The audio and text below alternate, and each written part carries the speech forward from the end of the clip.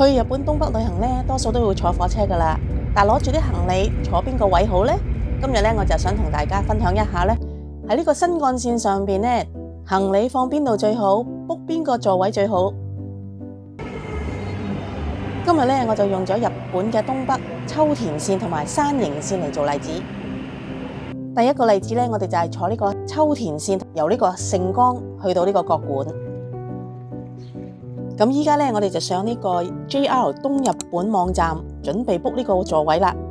如果大家唔知點樣喺網上面預約座位嘅話呢，就可以睇翻我右上角嘅呢一條片，教大家呢點樣可以喺呢個網上面預約到呢個座位噶啦。我喺呢度呢，就假設大家用呢個東北鐵路周遊券去 book 位嘅。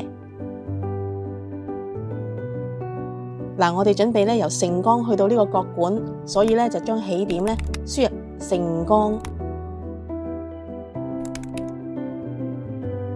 而呢個目的地呢，就係角館。嗱，呢個網站呢，就係用英文輸入嘅，所以大家呢都要知道呢嗰個地方嘅英文名字。假設我係2月8號去啦，咁就大約9點半之後出發啦。我哋都喺呢一度選擇咗先 ，OK 啦。睇下呢度有咩班次先。咁我喺呢一度揀9點46分嗰一班啦。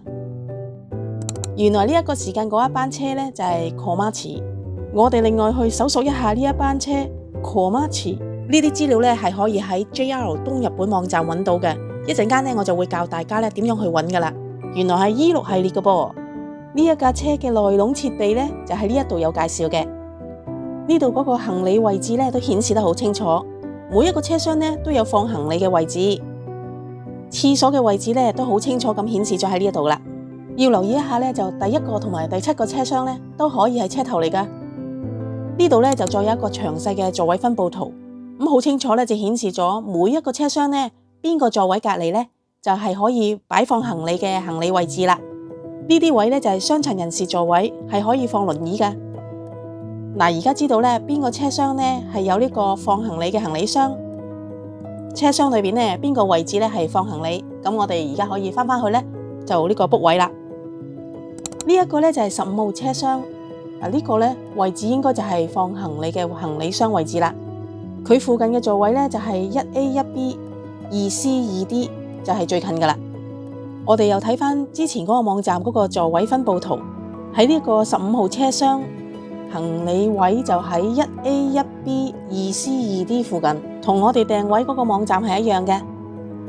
呢一度呢，就係車廂裏邊放行李嘅行李箱，同埋可以放行李嘅位置。我哋就用條帶呢將啲行李綁住，因為呢架車喐嘅時候呢，啲篋呢係會碌出嚟嘅。咁如果個篋嘅 size OK 嘅話，其實係可以打平放嘅。另外留意到呢，呢一張凳呢係可以旋轉嘅，下面呢度有個掣，踩落去呢張凳就可以轉噶啦。如果你唔中意倒頭車嘅話，又或者有需要嘅話呢，係可以將呢一張凳呢調轉嘅。第二個例子呢，我哋就係去呢個銀山溫泉。我哋今次坐呢個山形線，由呢個山形站呢去到呢個大石田。我哋入去呢個 book 位嗰個 site 睇一睇，由呢個山形站到大石田，究竟係會坐一架嘅咩車？哦，原來呢一程車呢，我哋要坐呢個絕巴沙。我哋又再睇一下絕巴沙呢一架車。佢係呢個 E3 系列嘅。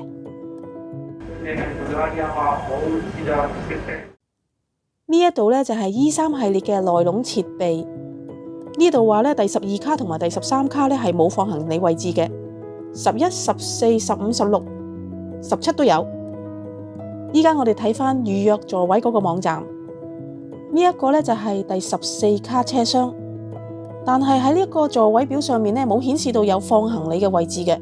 再睇下第2個車廂，呢個係第16卡車廂，都係冇特別放行李嘅位置嘅。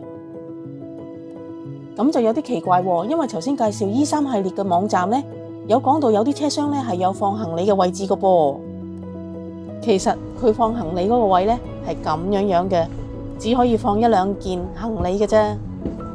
如果係咁嘅情況呢，啲大件行李，譬如話29寸篋嗰啲呢，就唯有放第1行，又或者係最後嗰行嘅椅背後邊啦。但係要提醒大家呢，椅背後邊呢啲空位呢係放唔到大過29寸嘅篋㗎。嗰個放置行李嘅行李箱位置呢，其實唔喺個車廂裏邊，喺車廂中間。呢度呢就再清楚顯示呢，每個車廂裏邊呢，最尾嗰排後邊嗰個載行李嘅位置，同埋車廂裏邊最前嗰排載行李嘅位置。咁即係揀最後嗰排同揀最前嗰排呢，都係可以放到行李嘅。只不過個行李呢係喺你個椅背座位後邊啦，抑或係喺你嘅腳前面嘅啫。不過其實都唔緊要噶，呢啲凳呢係可以旋轉噶嘛。如果係手提行李又或者細啲嘅篋嘅話呢，就可以放喺呢個車廂上邊呢啲嘅位置啦。如果想知道當日邊一排係車頭，邊一排位係車尾，咁就再要研究下呢個行車嘅方向啦。例如喺呢一度呢，車頭呢就係大石田啦，因為向大石田方向行啊嘛。咁 1A、B、C、D 呢，咪最尾嗰行咯。咁啲行李咪可以擺喺張凳嘅後面咯。如果你揀17A、B、C、D 嘅話呢，行李就會擺喺你隻腳前面咯。除非你將張凳調轉嚟坐咯。點樣可以揾到呢啲車廂裏邊詳細嘅設備介紹呢？其實佢喺呢個東日本網站裏邊，不過咧大家就要識少少呢個日文啦。佢喺呢個日文版裏邊嘅，大家如果識睇漢字嘅都 OK 噶。先揀鐵道呢兩個字啦，然後就係預約呢度啦。再喺呢度咧見到列車介紹呢4個字，呢度個綠色巴 JR 東日本列車。再揀新幹線，呢度咧已經有齊東北5款新幹線嘅列車噶啦。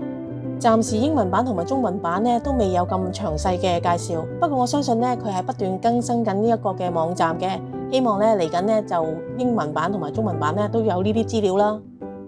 另外喺呢一度咧，我又順便提一提，我見到咧好多人咧都話咧預約呢個東京去到呢個青森嘅時候咧係搵唔到嗰條線噶噃。吓？其實因為咧新幹線咧係由東京咧去到新青森嘅啫，所以我哋輸入目的地嘅時候咧係要輸入新青森，唔係青森。嗱，呢度咪有咯。由呢個新青森去呢個青森呢一段路咧係唔需要預約嘅。呢一條片咧最主要咧希望幫到大家咧點樣去知道咧唔同列車上面咧擺放行李嘅位置，同埋咧 book 邊個位係最接近呢啲行李嘅位置。喺日本宅急便同埋行李託運咧係非常之普遍同埋方便嘅，其實大家都可以考慮下呢一個方法，咁就唔使成日將啲行李推嚟推去，托上托落咁啦。